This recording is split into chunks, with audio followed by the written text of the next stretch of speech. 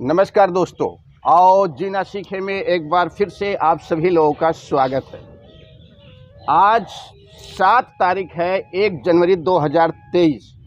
IGNOU camp के मंदिर प्रांगण में एक कैंपस का आयोजन किया गया है प्राकृतिक चिकित्सा की तरफ से, जिसके आयोजन निर्मला जी ने किया है, जो हमारे साथ काफ़ी लंबे समय से वीडियो में आ रही हैं। और आज के दिन संजय शर्मा जी, जो नेचुरोपैथी में एमडी हैं, आज ये मुख्य अतिथि के रूप में हैं और यहाँ पे कैंपस का आयोजन किया गया था। तो आप संजय शर्मा जी खुद बताएंगे आपको। आज एक्चुअली क्या था कि यहाँ निर्मला जी ने प्रोग्राम रखा था और प्रोग्राम में हमारा जो मुख्य विषय रखा था अर्थराइटिस के बारे में रखा हुआ था। तो हम लोगों ने यहाँ आके एक तो सबसे पहले तो ये बताया नेचुरोपैथी है क्या और अर्थराइटिस की किस तरह से होती है, उसके उपाय क्या, उपचार क्या है, किन किन आसनों से आप अपने आप को ठीक कर सकते हैं, इसके अलावा डाइट में क्या क्या होना चाहिए। और उसके बाद हम लोगों ने क्या किया, उसके बाद हम लोगों ने यहाँ, क्योंकि ये मेरे साथ जो है अपना ये नीलम जोशी जी हैं, इधर शोभा जी हैं, सुरभि जी हैं, रंजीता जी हैं, ये सारे के सारे नेचुरोपैथ डॉक्टर्स हैं। इन लोगों ने भी पूरा ट्रीटमेंट साथ में अपना दिया और लोगों को बहुत लाभान्वित हुए लोग आकर के। और बल्कि लोगों का ये रुझान है कि यहाँ जल्दी जल्दी में आए और इस तरह के कैंप्स लगाते रहें, क्योंकि हमारा जो मुख्य उद्देश्य है लोगों को वैकल्पिक चिकित्सा देना। मैक्सिमम लोग क्या करते हैं, कोई भी प्रॉब्लम होती है दवाई खाना शुरू करते हैं। वो दवाई आपको 10% आपको असर भी दिखाती है, लेकिन 90% कहीं ना कहीं टॉक्सिन्स उस दवाई के शरीर के अंदर रह जाते हैं। तो हम लोग इसीलिए प्रमोट कर रहे हैं नेचुरोपैथी प्राकृतिक चिकित्सा को और वैकल्पिक चिकित्सा को। जी सर, मैं एक बात पूछना चाह रहा हूँ आपसे।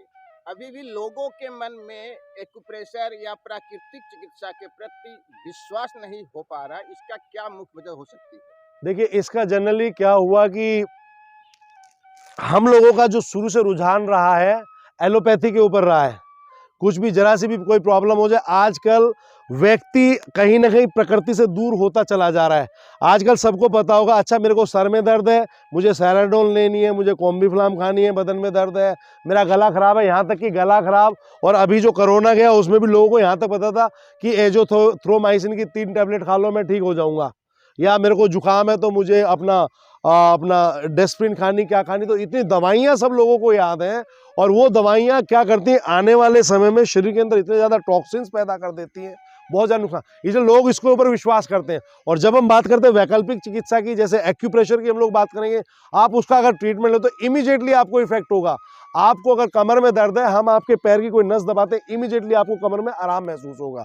तो ये चीज़ है कि लोग कम से कम अनभिज्ञ हैं, लोग अवेयर नहीं है इन चीज़ों को। तो हमारा यही प्रयास है कि पूरे समाज में, अपने राष्ट्र में हम लोग इन चिकित्साओं को फैलाएं, जिससे कि दोबारा प्रकृति की शरण में रहें। हम बीमार कहाँ होने लग गए, हम बीमार वहाँ होने लग गए कि हमने जैसे जैसे प्रकृति से दूर होते चले गए। ना खुला वातावरण है, ना अच्छा भोजन है, और बहुत ज़्यादा शोरगुल है।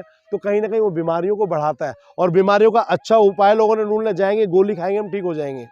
लेकिन कहीं ना कहीं जब हम इन चिकित्साओं के ऊपर रहेंगे तो हम लोग स्वस्थ भी रहेंगे और दूसरों को भी स्वस्थ कर सकते हैं। अभी आगे हम इस कैंप की आपको कुछ क्लिप भी दिखाएंगे, जिसमें इसमें ट्रीटमेंट को बारे में बताया जा रहा है, नेचुरोपैथी के बारे में बताया जा रहा है। सर, आप क्या संदेश देना चाहेंगे जो यहाँ पे लोग जुटे हुए हैं कैंप में? मैं सिर्फ एक समाज के लिए, समाज भारत के सिर्फ एक ही संदेश देना चाहूँगा कि दोबारा हम लोग जितना प्रकृति से दूर हो गए, दोबारा प्रकृति से जुड़ें। अभी क्या हो गया है, जल्दी सोएं जल्दी उठें। अभी लोग क्या करते हैं, 12-12 1-1 बजे तक जगे रहते हैं और सुबह उठते हैं 8-9 बजे तक। हमारी जो बायोलॉजिकल क्लॉक है लोगों ने ख़राब कर ली है। हम लोग सीखे, पशु पक्षियों से सीखे। पक्षी साय के बाद भोजन नहीं करते, हम लोग 8 या 9 बजे तो ये सोचते हैं आज भोजन में क्या बनाएं। तो कहने का भाव ये है कि जितना प्रकृति से जुड़ेंगे उतना स्वस्थ रहेंगे। और प्रकृति के जो हम लोग जैसे उपचार बताते हैं, कुछ भी बताते हैं, इसको भी हमारे जितने भी, अभी कल हमारे बल्कि दिल्ली एनसीआर में 200 के करीब प्राकृतिक चिकित्सा के इंटरनेशनल नेचुरोपैथी ऑर्गेनाइजेशन की तरफ से और सूर्या फाउंडेशन की तरफ से 200 के करीब हम कैंप लगा रहे हैं कल। वो इसी अवेयरनेस के लिए लगा रहे हैं। कल यानी 8 जनवरी 2023 8 जनवरी 2023 कल हम लोग कैंप लगा रहे हैं। 200 जगह कैंप हमारे लग रहे हैं दिल्ली एनसीआर में, जिनका उद्घाटन ऑनलाइन होगा 10 बजे और समापन होगा 4 बजे। कंसल्टेंसी कैंप है। तो ये वही है, हम अवेयर करना चाहते हैं पूरे जगत को, पूरे समाज को कि नेचुरोपैथी से जुड़ें, प्राकृतिक चिकित्सा से जुड़ें और प्रकृति की शरण में रहेंगे तो बिल्कुल स्वस्थ रहेंगे और आनंदित रहेंगे।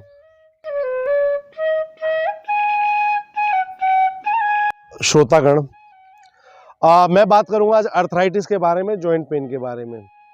जनरली सबसे पहले देखें कि जॉइंट पेन या अर्थराइटिस है क्या। अर्थराइटिस या जॉइंट पेन, जिसे हम लोग गठिया का दर्द या बाएं का दर्द भी बोलते हैं, ये एक तो उम्र के साथ साथ जैसे जैसे व्यक्ति की आयु बढ़ती है, व्यक्ति के अंदर दो प्रोसेस हमेशा चलते हैं, दो क्रियाएं हमेशा चलती हैं, नव कोशिकाओं का निर्माण और पुरानी कोशिकाओं का विघटन। हमारे शरीर के अंदर, हमारे जो शरीर का सबसे छोटी जो चीज़ है वो सेल या कोशिका होती है, बचपन में शायद पढ़ी भी होगी आप लोगों ने। तो उनका निर्माण और उनका विघटन, तो 30 साल की उम्र तक हम लोग क्या करते हैं कि बहुत एकदम मजबूत रहते हैं, स्वस्थ रहते हैं बिल्कुल। 30 साल के बाद, 30 ईयर्स के बाद क्या प्रॉब्लम शुरू होती है, थोड़ा सा कभी इधर दर्द शुरू हो गया, कभी यहाँ दर्द शुरू हो गया, थके हुए रहते हैं, प्रॉब्लम्स होती हैं। तो उन्हीं में से एक प्रॉब्लम जो जनरली आती है वो आती है हमारी अर्थराइटिस की, जॉइंट पेन या बाएं का दर्द। इसमें जनरली है क्या, ये 2-3 तरह की होती है अर्थराइटिस। पहले उसके बारे में थोड़ी चर्चा कर लेते हैं। सबसे पहले बात करते हैं ऑस्टियो अर्थराइटिस।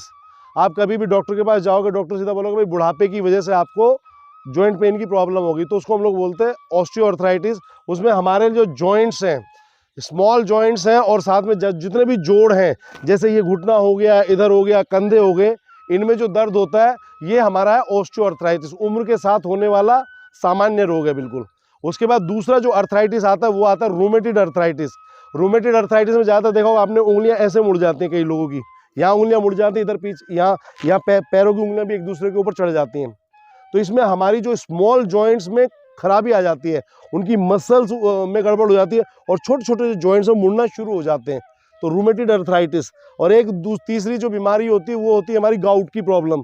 गाउट में क्या दिक्कत होती है, जैसे हमारे अंगूठे हैं, पैर का अंगूठा, यहाँ अंगूठा, यहाँ स्वेलिंग आनी शुरू होती है, हल्का सा भी हाथ लगा बहुत तेज दर्द होता है। उसके अलावा एक साथ में चल पड़ा आजकल ऑस्टियोपोरोसिस, अर्थराइटिस से अलग है लेकिन उसी की फैमिली का ऑस्टियोपोरोसिस। उसमें क्या होती है, हमारी जो हड्डियां इतनी खोखली हो जाती हैं कि हल्का सा अगर टच हुए तो वहीं एकदम से फ्रैक्चर आ जाता है, बिल्कुल एकदम से। क्योंकि हड्डी किस चीज की बनी हुई होती है, पानी, कैल्शियम और फास्फोरस की। जब बोन्स को प्रॉपर फास्फोरस ना मिले, प्रॉपर कैल्शियम ना मिले, और खासकर महिलाओं के साथ क्या दिक्कत होती है कि जैसे ही डिलीवरी होने के बाद डॉक्टर बिना पूछे आपको आयरन और कैल्शियम की गोली अपने आप लिख के दे देती है। क्योंकि प्रेगनेंसी के बाद ज़्यादातर हड्डियां कमजोर हो जाएंगी, हीमोग्लोबिन कम हो जाएगा। तो ऑस्टियोपोरोसिस में क्या प्रॉब्लम, मेरे एक मित्र थे, उनकी वाइफ ने क्या हुआ, एक दिन छींक मारते उसकी 3 हड्डियां क्रैक हो गई। कई बार इतनी ज़्यादा प्रॉब्लम हो जाती है ऑस्टियोपोरोसिस में भी। तो ये कुछ 2-3 तरह की बीमारियां मैंने बताई, लेकिन इसमें सारी चीज़ों में कॉमन एक है, हमारी हड्डियों की प्रॉब्लम, जॉइंट्स की प्रॉब्लम। और इन हड्डियों की प्रॉब्लम में भी सबसे ज़्यादा जो मेन जो हमारा काम करता है वो करती है हमारी रीढ़ की हड्डी। किस तरह से काम करती बताता हूँ आपको। हमारी रीढ़ की हड्डी यहाँ से शुरू होती है और यहाँ नीचे तक जाती है। इसकी वजह से बहुत सारी प्रॉब्लम्स हैं। कारण क्या है, पहले समस्याएं नहीं होती थी, अभी प्रॉब्लम क्या है, एक सर्वाइकल की प्रॉब्लम आप लोगों ने सुनी होगी, दूसरी लंबर स्पॉन्डिलाइटिस सुना होगा, कमर का दर्द, तीसरा आपने सुना होगा यहाँ तक नीचे जाते हुए ये कई लोग यहाँ कमर में दर्द रहता है, कई हिप्स में पेन रहता है, थाइज में पेन रहता है, इधर पेन होता है, या नीचे की 2-3 उंगलियां सुन्न होनी शुरू हो जाती हैं। ये सारी की सारी प्रॉब्लम्स हैं हमारी स्पाइन की वजह से, रीढ़ की हड्डी की वजह से। अगर हम रीढ़ की हड्डी को ठीक कर ले, अपनी स्पाइन को ठीक कर ले, आधी से ज़्यादा प्रॉब्लम हमारी ठीक हो सकती है। तो पहले हम थोड़ी सी चर्चा कर लेते हैं कि स्पाइन में कहाँ क्या खराबी आती है, उसकी वजह से क्या प्रॉब्लम होती है, वो आपको बताता हूँ। रीढ़ की हड्डी में, हमारी रीढ़ की हड्डी बनी हुई है छोटी छोटी वर्टिब्राज या मनकों से। वो मनके कैसे हैं, ऐसे करके मनके बने हुए हैं। और हमारे शरीर के रीढ़ की हड्डी के अंदर कितने मनके, 23 मनके हैं, वो 33 मनके हैं, जिसको हम लोग वर्टिब्राज बोलते हैं। और हर एक मनके के अंदर से एक पेयर नस निकलती है, एक जोड़ी नर्व्स निकलती है।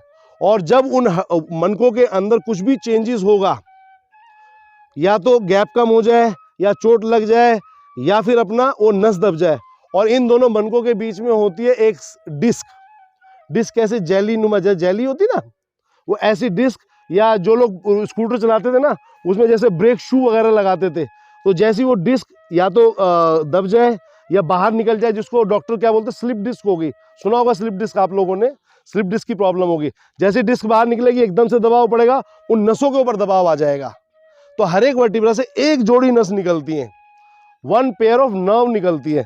तो उसमें क्या दिक्कत होती, देखो नमस्कार, इसको चाहो तो पीछे लगा दो। तो यहां से हम शुरू करते हैं, हमारा यहां से लेकर के और यहां तक, आप समझना अभी मैं बात कर रहा हूं सर्वाइकल की खाली, इस चीज को समझ लोगे आधी ज्यादा प्रॉब्लम आपकी खत्म हो जाएगी। यहां से लेकर के और यहां तक हमारी 7 वर्टिब्रा होती है, 7 मनके होते हैं, जिसको हम लोग नाम भी देते हैं C1 से C7। कई बार आप लोग डॉक्टर के पास भी जाते हो, वहाँ सर्वाइकल का जब एक्सरे कराते हो, वहाँ लोग कहते हैं भाई C1 C3 में चेंज, ऐसे कुछ सुना होगा आप लोगों ने। तो यहाँ पे जब हम बात करते हैं तो यह 3 नसें आप ले लो, ये 1 2 और 3, जैसे हमारे बंधु खड़े हैं इनको भी ले लेते हैं, उल्टे हो जाओ साहब, यहाँ से लेकर के ये 1 2 और 3, यह हमारी 3 वर्टिब्रा होती है C1 से C3। जब भी इनमें चेंजेस आएगा या यहाँ पे जब भी चेंजेस आएगा तो क्या होगा, चक्कर आएंगे, ये लोग सर घूमता है ना, चक्कर आएंगे, नस दबेगी, और उसके साथ साथ कई बार वॉमिटिंग आएगी, कई बार अपना सिर में दर्द रहेगा, 24 घंटे बना रहेगा, और कई बार क्या होता है ब्लैकआउट भी आ जाता है, एकदम से अंधेरा आएगा, बेहोश होकर गिर जाएंगे नीचे, ऐसा भी कई लोगों को होता है। तो ये हो गया C1 से C3, जब इन तीनों में चेंजेस आता है उस लोगों को देखा होगा आप लोगों ने।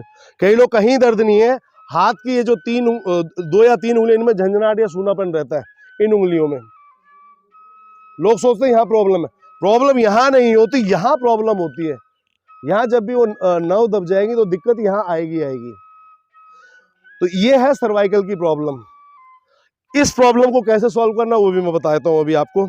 इसमें जनरली क्या है, एक तो सबसे बड़ा रीजन होता है हमारा आजकल की जो लाइफस्टाइल है। जैसे अभी पीछे अपना वो लॉकडाउन हुआ, तो लॉकडाउन में बच्चे भी घर पे पढ़ रहे थे, बेड पे पढ़ रहे थे, टेबल पे पढ़ रहे थे, ज़्यादातर झुका के काम करते हैं, गर्दन झुका करके। और दूसरा सबसे बड़ा जो कारण है, इतने में रहती सिर्फ, इसकी वजह से चक्कर भी आ सकते हैं, गर्दन में दर्द भी हो सकता है, ये बाजू, कई लोग बाजू नहीं होती, फ्रोजन शोल्डर की प्रॉब्लम हो सकती है, यहाँ दर्दों से इधर हो सकता है, ये झंझनाहट आ सकती है। इसके बाद चलेंगे यहाँ से लेके यहाँ तक का जो हिस्सा रहता है, ये सबसे मजबूत हिस्सा माना जाता है। थोड़ी सी केज बोलते हैं वैसे तो इंग्लिश में इसको। इसमें 12 मनके होते हैं, 12 वर्टिब्रास होती है, जिसका नाम होता है T1 से T12। इनमें जनरली चेंजेस नहीं आते। इसमें कब चेंजेस आते हैं, चोट की वजह से, या फिर कोई आप भारी सामान उठा लो तो तब यहाँ खिंचाव पड़ जाएगा इधर,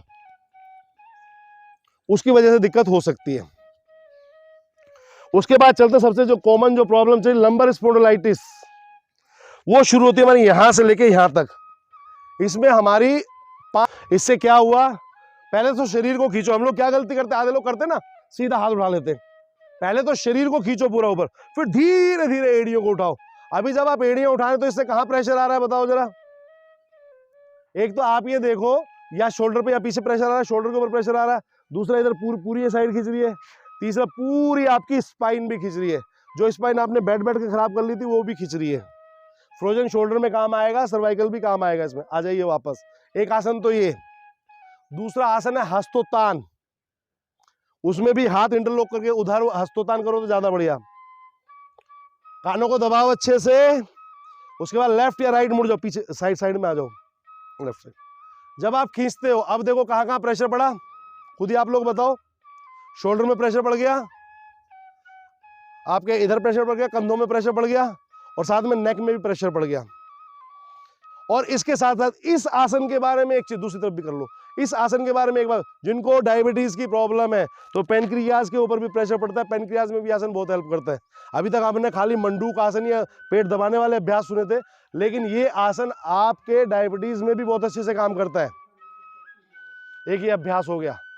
उसके बाद सर्वाइकल, और नहीं कर सकते तो आजकल मेरे ख्याल जिम, ओपन जिम आप लोगों ने देखी होगी, जिनका फ्रोजन शोल्डर हो, वो एक चक्का सा बना हुआ है ना, उसको पकड़ के ऐसे घुमाते रहो जरा, बहुत फर्क पड़ेगा। उसके अलावा दोनों हाथ जरा यहां ले आओ, रोटेशन बैठे बैठे कर भी लो, क्या दिक्कत है भाई, या कष्ट हो रहा है, कर लो जरा। जैकेट वैकेट पहनी है, ये पूरा एल्बो टच करनी है और खोलना है, हाथों को पूरा खोलना है। हम लोग क्या करते हैं, ये आराम आराम से खींचो, उस दर्द को महसूस करो। जिन लोगों को फ्रोजन शोल्डर एक बार करके देखो, अभी थोड़ा सा आराम मिल जाएगा उनको। इसी को रिवर्स घुमा लो, शुरू में 5-5 बार, फिर 10-10 बार, फिर 15-15 बार करोगे, फर्क पड़ेगा। ठीक है जी। है कई लोगों के कंधे उठ जाते हैं ऐसे, उन कंधों को दबाने की कोशिश करनी है। कमर के लिए रामबाण है कुछ अभ्यास। चलिए, इसी का एक तीसरा अभ्यास भी, दोनों पैर सीधे कर लो। ये जनरली लोग कराते नहीं, वो बताया तो बहुत बढ़िया अभ्यास है। लेफ्ट पंजे पे राइट हील ये रखी और ये दोनों यहां लगा दिए, गर्दन ऊपर, पूरी स्पाइन खींचेगी इससे। सर शीर्षासन मैं ये कहता हूं कि 50 के बाद जो लोग करते आ रहे हैं वो लोग कर ले, 40 के बाद ही नहीं करना चाहिए। कारण बताता हूं उसका। एक हमारे मित्र थे, शीर्षासन करते करते क्या हुआ, एकदम से आंख में ब्लड आया और आंख खराब हो गई। एज के साथ साथ हमारी जो नर्वस सिस्टम है, नर्व्स है, वो भी वीक हो जाती है।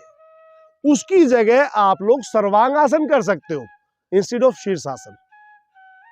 तो शीर्षासन केवल वही करे जिसको रेगुलर कम से कम 25-30 साल की उम्र से वो करता चला आ रहा है।